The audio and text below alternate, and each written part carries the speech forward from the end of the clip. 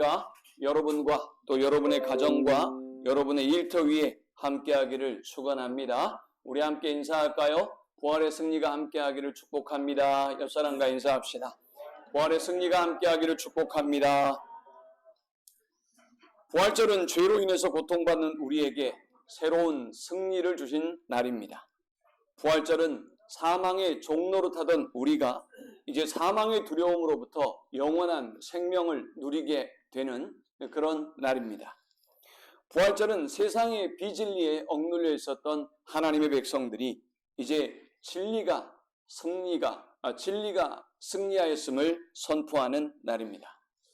부활절은 325년 니케아 회의에서 춘분을 지나고 보름이 지난 이후에 맞는 주일을 부활절로 정해서 드리자라고 해서 온 세계가 춘분이 지나고 그리고 15일을 보내고 그 다음 주일을 주일로 지킵니다. 전 세계가 지금 오늘 이 날을 부활절로 하나님께 영광을 돌리고 하나님을 찬양하고 있는 것이지요. 자, 도대체 부활절이 무슨 의미가 있는 날이기 때문에 이렇게 우리가 감사하고 기뻐하고 하나님 앞에 영광을 돌리는 것일까요? 우리 모든 성도들이 여러 가지 모습으로 이렇게 부활절을 위해서 헌신하고 준비하고 또 최선을 다해서 오늘 이 부활절을 하나님 앞에 감사 예배로 드리게 되는데 과연 어떤 의미가 있기에 우리가 이 부활절을 전 세계가 우리가 이토록 기뻐하는 것일까요? 먼저 첫 번째는 이 부활절은 죄의 권세로부터 승리하는 날이기 때문에 그렇습니다. 도스토옙스키는 말하기를 죄인에게는 산다는 것 그 자체가 힘들고 버거운 일이다 그랬습니다. 여러분이 죄를 가지고 살아가요? 여러분이 늘 죄의 무게를 감당하면서 살아가요? 이렇게 살아가는 것은 참으로 고통스러운 일이라는 것입니다. 그 자체가 힘들다는 것입니다. 그런데 여러분, 우리가 이 죄로부터 자유로운 사람이 어디 있습니까? 지금 2023년이 시작되고 여러분이 죄 없는 사람 2023년 동안 그저 이제 몇 개월밖에 지나지 않은 이 세월 동안 죄 없이 산 분이 계십니까? 20년을 살고 30년을 살고 60년을 사는 동안 여러분들이 나는 죄로부터 자유로운 사람입니다. 나는 죄는 모르는 사람입니다. 나는 법 없이도 살 수 있는 사람입니다. 라고 말할 수 있는 사람이 얼마나 되겠습니까? 죄의 문제를 해결하지 않고는 인간은 그 누구도 행복해질 수 없습니다. 죄를 진 상태에서는 마음에 평안이 없습니다. 기쁨이 없습니다. 안정도 없습니다. 늘 불안과 두려움과 공포 속에 살아갑니다. 늘 이 죄의 무게가 우리를 힘들게 만듭니다. 지난 주간 제가 고난일에 성금요일에 우리 주님이 십자가에 못 박히신 그날에 극동방송의 방송을 들었어요. 한 PD가 주님의 고난을 묵상하는 자신의 마음을 이렇게 고백하더라고요. 어느 날 집에 아이와 함께 생일을 맞아 미역국을 끓였답니다. 그리고 식사를 하려고 잠깐 이 밥과 그리고 반찬을 차려두고 미역국을 딱 떠서 상위에 두고 난 이후에 젓가락과 숟가락이 없어서 뒤를 돌아보고 그 숟가락을 가지러 가는 그 순간에 그 PD의 꼬마 아이가 미역국을 건드려서 화상을 입었습니다. 몇 주 동안 이 엄마는 이 아이를 병원에 데리고 가면서 치료했고요. 그리고 이 아이의 고통을 생각하면서 너무나 아파했답니다. 만일 내가 그 미역국을 거기에 또 올려두지 아니했더라면 우리 아이가 이렇게 다치지 않았을 텐데 너무나 미안한 마음과 죄책감이 들더라는 것입니다. 내가 왜 그렇게 경솔했던 것일까? 내가 왜 그런 실수를 해서 우리 아이에게 이렇게 아픈 상처와 고통을 안겨준단 말인가? 혹시 우리 아이에게 그 고통의 흔적이 남으면 어떨까라는 죄책감과 고통에 시달렸다는 것이죠. 그런데 이 아이를 위해서 미안한 마음과 죄책감과 그리고 이 아이를 병원에 데리고 다니는 이 안타까운 이 상황 속에서 이 PD는 예수님의 고난에 대해서 생각하게 됐답니다.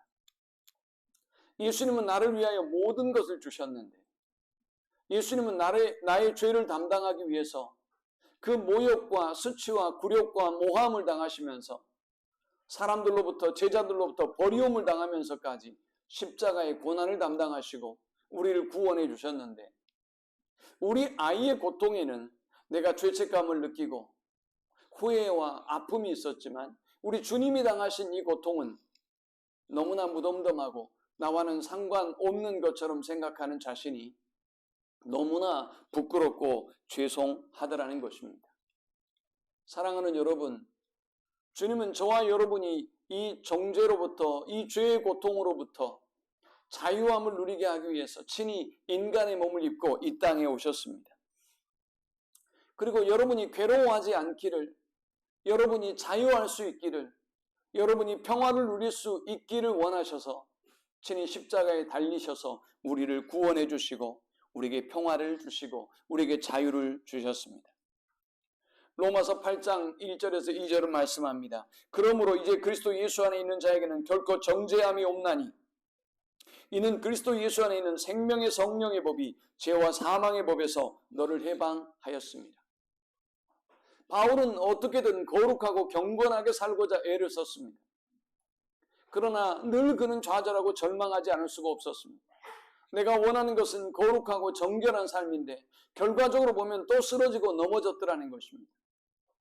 나는 성령을 따라 살고 싶은데 나는 여전히 육을 따라 살고 있는 것 때문에 사도 바울은 죄의 종로로 타고 있는 자기 자신을 바라보며 큰 절망과 탄식을 합니다. 그러나 그는 이제 그리스도 예수 안에서 이제 자신은 정죄함이 없다고 말합니다. 그리스도 예수께서 자기에게 해방을 주셨기 때문이라고 말씀하고 있습니다. 베드로전서 2장 24절에는 친히 나무에 달려 그 몸으로 우리 죄를 담당하셨으니 이는 우리로 죄에 대하여 죽고 의에 대하여 살게 하려 하심이라. 그가 채찍에 맞음으로 너희는 나음을 얻었나니 했습니다. 주님은 우리의 모든 죄를 담당하시고 우리를 모든 죄에서 자유케 하기 위해서 이 땅에 오시고 채찍에 맞으시고 그리고 죽으셔서 우리에게 영원한 생명을 주신 것입니다. 골로새서 2장 13절은 말씀합니다. 또 너희의 범죄와 육체의 무할례로 죽었던 너희를 하나님이 그와 함께 살리시고 우리에게 모든 죄를 사하시고 했습니다. 예수께서 십자가에 달려 죽으시고 이제 우리의 모든 죄를 하나님이 사하여 주신 것입니다. 에베소서 2장 5절에서 6절도 말씀합니다. 허물로 죽은 우리를 그리스도 예수 안에서 살리셨고 너희가 은혜로 구원을 얻은 것이라 또 함께 일으키사 그리스도 예수 안에서 함께 하늘에 앉히시니 라고 했습니다. 주님은 우리의 모든 죄를 속하시고 우리를 살려주시고 우리를 다시 일으켜 세워주시고 그리고 예수 안에서 함께 하늘에 앉혀주신다라고 말씀하고 있습니다. 로마서 4장 25절도 말씀합니다. 예수는 우리가 범죄한 것 때문에 내줌이 되고 또한 우리를 의롭다 하시기 위하여 살아나셨느니라 했습니다. 주님이 죽으신 것은 우리의 범죄 때문이라는 것입니다. 바로 여러분 때문에 주님이 죽으셔야만 했다는 것입니다. 우리를 의롭다고 하기 위해서 주님은 하지만 다시 살아나셔서 다시 부활하셔서 우리에게 새로운 의를 선물해 주셨다라는 것입니다. 어떤 분이 AI에게 물었답니다. 이 세상이 이렇게 죄로 가득하고 악으로 가득한데 이 세상에 이 죄의 문제가 악의 문제가 해결되려면 어떻게 해야 됩니까? 라고 AI에게 물었더니 AI가 대답했답니다. 이 세상의 모든 사람을 다 죽이면 됩니다. 라고 말이죠. 여러분, 우리의 정치에 희망이 있는 것입니까? 여러분에게 희망이 있는 것입니까? 어떤 정당에 희망이 있다고 생각하십니까? 여러분 자신이 이 땅의 희망이라고 생각하십니까? 이 땅의 교회가 희망일까요? 아니면 목회자가 희망일까요? 여러분이 희망일까요? 주님은 그렇게 말씀하고 있지 않습니다. 우리 모두는 죄인이며 그릇 행하여 각기 제 길로 갔고 그리고 모든 사람은 이제 우리의 죄로 말미암아 멸망의 심판에 이를 수밖에 없는 존재가 되었다라고 말씀합니다. 그러나 이제 예수님의 죽음과 부활은 우리에게 진정한 평안을 주었습니다. 예수님의 부활은 우리에게 진정한 승리를 주었습니다. 예수님의 부활은 이제 우리에게 진정한 기쁨과 만족을 누리게 합니다. 로마서 8장 20절에서 25절은 율법 아래에 매여 있는 인간의 고통을 이렇게 고백하고 있습니다. 만일 내가 원하지 아니하는 그것을 하면 이를 행하는 자는 내가 아니요 내 속에 거하는 죄니라. 그러므로 내가 한 법을 깨달았노니 곧 선을 행하기 원하는 나에게 악이 함께하는 것이로다. 내 속사람으로는 하나님의 법을 즐거워하되 내 지체 속에서 한 다른 법이 내 마음의 법과 싸워 내 지체 속에 있는 죄의 법으로 나를 사로잡는 것을 보는도다. 오라 나는 곤고한 사람이로다. 이 사망의 몸에서 누가 나를 건져내랴. 우리 주 예수 그리스도로 말미암아 하나님께 감사하리로다. 그런즉 내 자신이 마음으로는 하나님의 법을 육신으로는 죄의 법을 섬기노라. 부활의 사건이 이토록 전 인류의 의미 있는 사건이 되는 이유는 저와 여러분을 죄로부터 세상의 모든 정죄와 손가락질로부터 우리를 자유케 하시고 우리에게 승리를 주었기 때문입니다. 두 번째, 이 부활절이 우리에게 이토록 큰 의미가 있는 이유는 이 부활은 사망의 권세로부터의 승리를 선언하는 날이기 때문에 그렇습니다. 게르케고르는 말하기를 인생이란 사형 언도를 받은 죄수들이 감방에서 한 사람씩 사형장으로 끌려가는 것을 보면서 자신의 차례를 기다리는 것과 같다라고 했습니다. 저와 여러분의 인생이 대단한 것 같지만 굉장히 놀랍고 영광스러우며 명예스러운 인생 같지만 그러나 저와 여러분의 인생이 별거 아니라는 것입니다.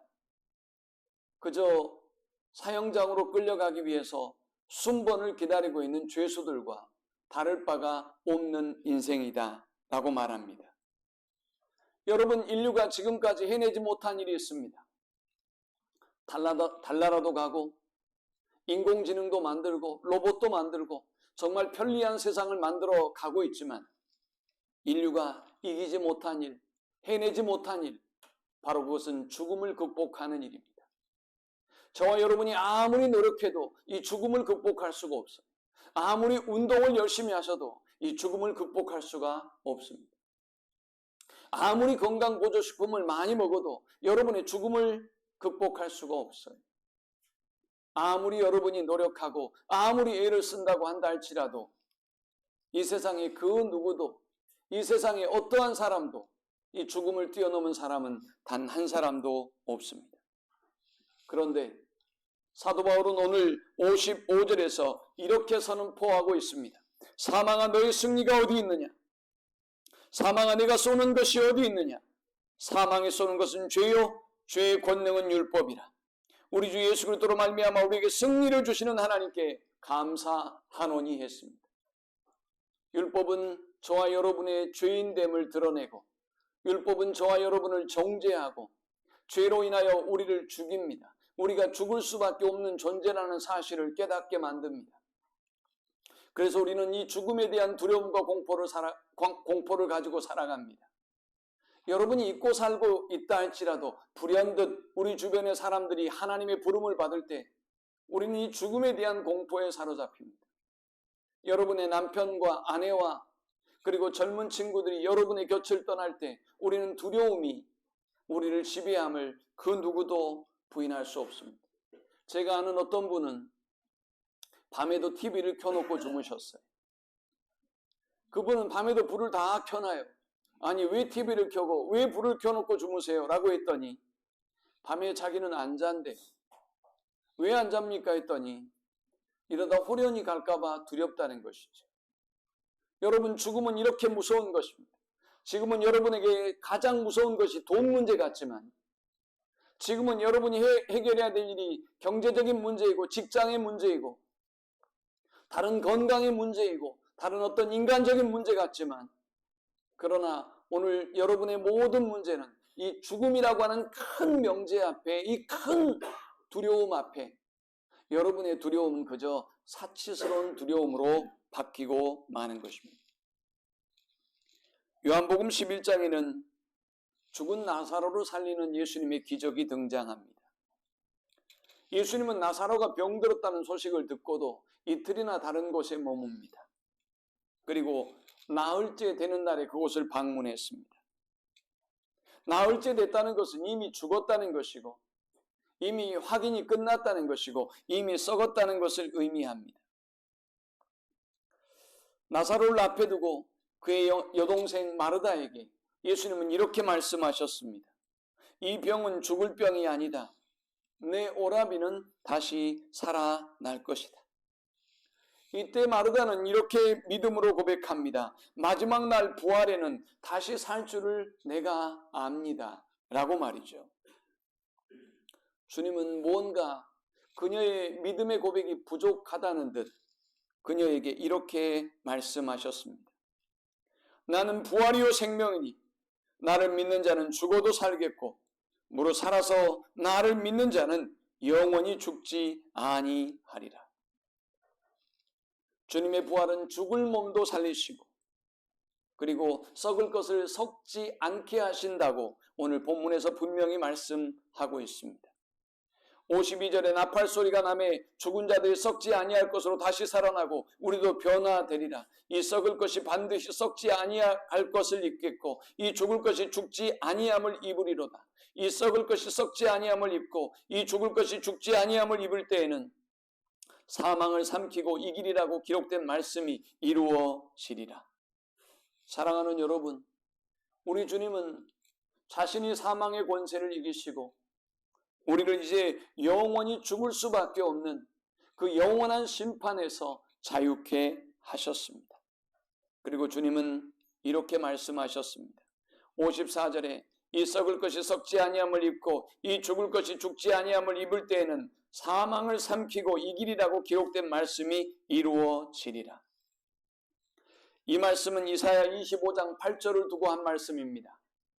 여러분, 주님의 부활은 사망을 삼켜버리는 것입니다. 사망이 저와 여러분에게 가장 무서운 일이라고 했죠. 마치 지금은 여러분이 앉아있을 때에도 일반적인 생활할 때에도 죽음이 우리 가정에는 없다고 생각해요. 우리 아이에겐, 여러분에게는, 우리 부모에게는 이런 일은 일어나지 않는다고 생각하고 살아가는 것이죠. 그리고 불현듯 우리 가정에 이 문제가 찾아올 때 여러분은 생각해요. 어찌하여 나에게 이런 시련과 고통이 찾아오는 것입니까? 라고 말이죠. 그런데 주님의 부활은 사망을 삼켜버렸습니다. 사망이 더 이상 아무런 힘을 쓸 수가 없도록 주님의 부활이 이 사망을 삼켜버린 것입니다. 이사야 25장 8절은 말씀합니다. 사망을 영원히 멸하실 것이라. 주 여호와께서 모든 얼굴에서 눈물을 씻기시며 자기 백성의 수치를 온 천하에서 제하시리라. 여호와께서 이같이 말씀하셨느니라. 사랑하는 여러분, 부활은 우리가 가장 두려워하는 사망을 삼켜버립니다. 그러므로 우리는 죽음에 대한 어떤 두려움을, 어떤 공포를 가질 필요가 없는 것입니다. 바울은 이제 이 사망을 마치 살아있는 인격처럼 대합니다.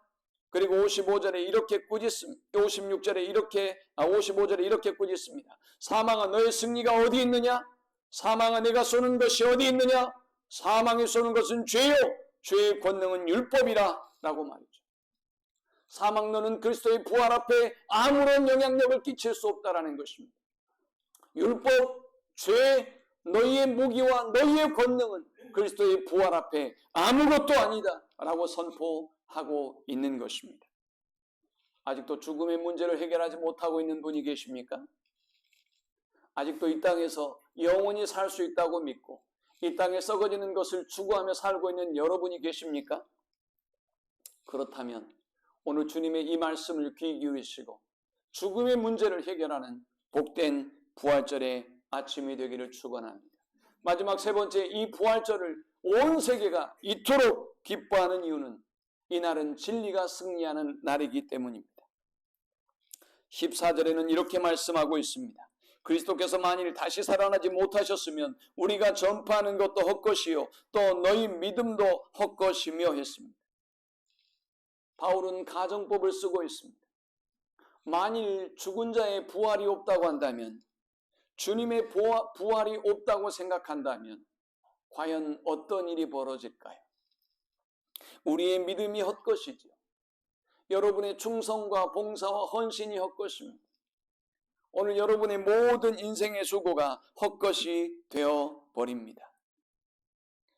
그런데 바울은 이 말씀을 통해서 도대체 어떤 말씀을 하려고 지금 14절에 이 말씀을 우리에게 들려주고 있는 것일까요? 바로 부활신앙이야말로 우리의 신앙의 모든 기초와 같다는 것입니다. 모든 신앙의 기본은 이 부활의 신앙 위에 세워져야 된다는 것입니다. 부활신앙이 없으면 전파하는 복음도 헛것이고, 여러분의 수고와 헌신도 헛것이고, 교회도 헛것이고, 우리의 모든 것이 다 헛것이 되어버립니다. 자, 그렇다면 우리가 진정으로 부활의 신앙을 가지고 있는지 우리 자신을 점검하고 돌아보아야 할 것입니다. 바울은 이제 저와 여러분의 신앙을 이 부활 신앙의 기초 위에 세워야 한다고 지금 선포하고 있는 것입니다. 부활이 없다고 주장하는 것, 이거 그냥 관념적이고 추상적인 어떤 논쟁이 아닙니다. 이것은 여러분의 신앙을 송두리째 부인하는 것입니다. 이것은 기독교를 송두리째 부인하는 것입니다. 서구의 교회가 자유주의 신학으로 주님의 부활을 마치 거짓말처럼, 인간적인 사기처럼 주장하고 이해하기 시작했어요. 하나님께서 서구의 교회를 어떻게 만드셨어요? 그들의 자랑은 복음이 아니에요. 그들의 자랑은 주님의 십자가가 아니에요. 그들의 자랑은 건물이에요. 화려한 건물 말이죠. 영광스럽고 찬란했던 그 시대의 교회의 영광을 생각하고 그리고 돌아보라는 거예요. 주님은 부활신앙이 없는 교회를 초토화시키셨습니다. 주님은 부활신앙이 없는 성도의 신앙을 초토화시키는 것입니다. 그런데 부활신앙을 가진 사람을 저 세상의 사람들이 바라보면 어떨까요? 제일 불쌍한 사람이 됩니다. 부자와 나사로의 이야기를 생각해 보십시오. 나사로의 삶이 얼마나 행복합니까? 그는 자색 옷을 입고, 그리고 그는 늘 잔치를 베풀며, 그는 늘 먹을 것이 풍부합니다. 하지만 거지 나사로는, 하나님의 은혜라는 이름의 의미의 거지 나사로는 상 부스러기에 떨어지는 그 부스러기를 먹고 살아갑니다. 그러나 인생이 그것으로 끝난다고 한다면 전혀 억울할 리가 없겠죠. 그러나 여러분, 인생은 거기가 끝이 아니에요. 지금 저와 여러분도 마찬가지예요. 인생이 여기가 끝이라고 한다면 여러분이 마음대로 사셔도 돼요. 하나님도 외면하고, 신앙도 외면하고, 교회도 외면하고, 성경도 외면하고, 여러분의 뜻대로, 여러분의 마음대로 사셔도 돼요. 하지만 분명한 사실은 부활 이후에는 반드시, 우리의 죽음 이후에는 반드시 하나님의 심판이 있다는 사실이에요. 오늘 우리가 이것을 기억한다면 지금 이 땅에서 비진리로 모순되고 비합리적이고 어리석은 모습으로 보여지는 우리의 신앙과 우리의 열정과 이 헌신과 이 충성이 마침내 옳았다라는 것을 밝히는 그날이 온다는 것입니다. 그날이 언제라고요? 바로 부활의 날이라는 것입니다. 바로 우리가 그 영광의 하나님의 나라에 들어가게 되는 날이라는 것입니다. 프랑스의 영웅 나폴레옹은 자신이 죽는 순간에 가장 사랑했던 세 가지를 중얼거렸다고 합니다. 여러분이 이 세상을 떠나실 때 무슨 말을 하고 돌아가시겠어요? 저는 그게 궁금해요. 무슨 얘기하고 돌아가실지. 누구를 찾으시겠습니까? 나폴레옹은 세 가지를 외쳤습니다. 내 조국 프랑스, 충성스러운 군인, 사랑하는 아내 조세핀. 그는 왜 이 세 이름을 불렀던 것일까요? 그의 인생은 아쉬움이었다는 것이죠. 그는 지금 죽기 싫다는 것입니다. 그러나 거부할 수 없는 이 죽음이 자기를 이렇게 죽음의 고통에 이르게 하고 있다는 것을 그는 지금 탄식하고 있는 것입니다. 베토벤은 죽음을 맞이하며 자신의 허무한 인생, 그리고 자신의 그 푸념, 그 체념의 푸념을 이렇게 뱉었다고 합니다. 친구여, 이제 희극은 모두 끝났네 라고 말이죠. 사랑하는 여러분, 여러분의 희극이 계속될 것이라고 생각하지 마십시오. 다른 사람들의 희극을 부러워하지 마십시오. 곧 하나님의 때가 임하고 곧 그들이 거스릴 수 없는, 그들이 끝내 극복할 수 없는 그 심판의 때, 그 죽음의 때가 그들에게 반드시 온다는 사실을 기억하십시오. 톨스토이는 죽음의 불안과 공포에 몸을 떨면서 마지막 순간 이제 나는 어찌할 것인가 라고 탄식하며 죽음을 맞이했다고 합니다. 절대 권력을 휘둘렀던 스탈린은 죽음을 맞이할 때 두 눈을 부릅뜨고 왼손을 내저으며 저항했다고 합니다. 죽지 않기 위한 몸부림이었겠죠. 그러나 그는 끝내 죽음의 지배 앞에 무력한 사람이 되고 말았습니다. 그런데 여러분, 전혀 다른 죽음을 맞이한 청년이 있어요. 사람들의 온갖 모욕과 수치와 조롱 속에 내가 하나님의 아들이냐? 그러면 십자가에서 내려와 봐라. 네가 너의 자신을 구원하지 못하느냐? 라고 조롱하며 비웃는 젊은이가 있었습니다.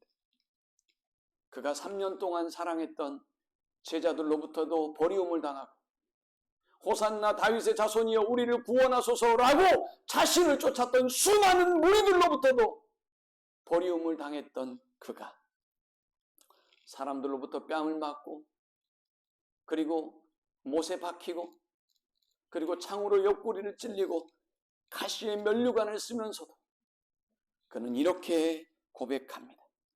다 이루었다. 33세의 이 젊은이는 자기 인생을 돌아보면서 자기는 모든 것을 이루었다. 나는 후회 없는 인생을 살았다. 나는 내가 이 땅에 온 이유와 목적을 다 이루었다. 라고 고백했습니다. 그분의 이름은 바로 나사렛에서 태어나셨던 예수 그리스도입니다. 라이트라고 하는 사람은 임종할 때 평화, 기쁨이라고 외치며 자기의 마지막을 맞았습니다. 요한 웨슬리는 마지막 그의 죽음을 맞이하면서 만족, 만족, 만족이라고 외쳤습니다. 오소피는 죽음에 이르는 그 순간에 영광, 영광, 영광이라고 외쳤습니다. 에지스 팡스는 죽음의 순간에 나는 침상에서 면류관으로 가노라 라고 고백하며 마지막 죽음을 맞이합니다. 성 어거스틴은 그의 죽음의 현장에서 땅은 물러가고 하늘이 가까이 온다 라고 선포하며 마지막 죽음을 맞이합니다. D.L. 무디는 저 위에서 나를 데리러 천사들이 오는구나 라고 그의 마지막 삶을 고백하며 눈을 감았습니다. 얼마 전에 부르심을 입었던 우리 라필레 권사님도 마찬가지죠. 천사들이 자기를 환영하고 즐겁게 노니는 모습을 하나님이 보여주셨대요. 자기를 제발 데려가라고, 자기도 저 가운데 있기를 원한다고 그렇게 마지막 순간에 갈망하시다가 하나님의 부르심을 입고 우리보다 먼저 천국에 가셨어요. 사랑하는 여러분, 세상에서 진리는 우스워 보여요. 오늘 그리스도는 세상에 가장 비참한 루저로서의 죽음을 당하셨어요. 무고하지만 모두에게 조롱과 비웃음을 받으며 그분은 돌아가셔야만 했습니다. 그러나 주님의 부활과 더불어 진리가 승리했음을 보게 됩니다. 사랑하는 여러분, 우리가 성도로 살아가는 삶이 얼마나 고단하고 힘든지 몰라요. 여러분이 직분자로 살아가는 것이, 부활의 생명을 가진 성도로 살아가는 것이 얼마나 힘들고 세상에서 조롱과 비웃음을 당하는 일인지 모릅니다. 얼마나 많은 눈물과 땀과 시기와 헌신 속에 우리가 그 길을 걸어가야 되는지 모릅니다. 그래서 많은 사람들은 우리를 비웃고 조롱합니다. 예수가 없다고 말합니다. 부활이 없다고 말합니다. 그러나 이제 바울은 우리에게 이렇게 전하고 있습니다. 57절에 우리 주 예수 그리스도로 말미암아 우리에게 승리를 주시는 하나님께 감사하노니 마땅히 진리가 승리할 때가 온다는 것입니다. 마땅히 부활이 없다고 여기는 저들로부터 우리가 온갖 비난과 공격을 받고 있지만 마땅히 부활로 말미암아 주님의 그 진리가 승리했듯 마침내 이제 영광의 하나님의 나라에 이르게 될 때 우리는 이제 진정한 진리의 승리를 맛보게 될 것이다 라는 것입니다. 그러므로 바울은 우리에게 세 가지를 부탁합니다. 진리가 승리할 그날이 올 것이기 때문에, 부활과 더불어 진리가 승리했기 때문에 사랑하는 형제들이여 견실하고 흔들리지 마십시오 라고 말합니다. 부활의 주님이 모든 세상의 거짓 증거들을 이기고 승리하셨습니다. 그러므로 세상에 속지 말고 흔들리지 말고 더욱더 견고한 믿음으로서는 우리 모두가 될 수 있기를 축원합니다. 그는 계속해서 말합니다. 항상 주의 일에 더욱 힘쓰는 자들이 되십시오. 사랑하는 여러분, 항상 주님의 일에 더욱더 힘쓰는 우리 모두가 될 수 있기를 축원합니다. 또 말합니다. 이는 너희 수고가 주 안에서 헛되지 않은 줄 알미라 라고 말했습니다. 우리가 주님 안에서 흘리는 이 땀과 이 눈물과 이 수고가 결코 헛되지 않을 것입니다. 그 말씀을 깊이 묵상하고 붙잡고 오늘 이 부활의 아침에 진리는 승리한다. 또 우리 주님은 이 부활로 말미암아 사망의 권세를 이기고 승리하셨다. 주님은 죄의 권세를 깨뜨리고 승리하셨다. 이 믿음으로 승리하는 우리 모든 성도들이 되기를 축원합니다. 우리 함께 기도하겠습니다. 오늘 주셨던 말씀을 기억하면서 오늘 다시 한번 내가 십자가 앞에 서겠습니다. 오늘 내가 다시 복음 앞에, 다시 주님의 부활 앞에 서겠습니다. 그리고 이제 부활의 증인으로 살겠습니다 라고 결단하며 나아갑시다. 이제 다시는 하나님을 멀리하고 십자가를 외면하고 살지 않겠습니다 라고 결단합시다. 우리 주여 한번 크게 부르짖고 결단하며 기도합니다. 주여, 하나님 은혜와 사랑에 감사합니다. 연약한 우리를 불쌍히 여겨 주옵소서. 다시 한번 하나님, 우리가 주님의 부활 앞에, 십자가 앞에 서게 하여 주옵소서. 우리가 다시 한번 주님께로 더욱더 가까이 나아가는 저들이 되게 하여 주옵소서. 부활의 주님을 만나게 하여 주옵소서. 부활의 주님이 한 사람 한 사람을 찾아와 주시고 만나 주시고 역사하여 주옵소서. 한 사람 한 사람에게 부활의 주님을 경험할 수 있는 은혜의 성도들이 다 되도록 주님이여 인도하여 주옵소서. 오 주님을 멀리하고 외면하고 살았던 우리를 불쌍히 여겨주시고 부활의 주님을 만남으로 이제 하나님 거짓을 이기고 사망의 권세를 이기고 죄의 권세를 이기고 승리하는 저들이 되게 하여 주옵소서. 예수님의 이름으로 아멘.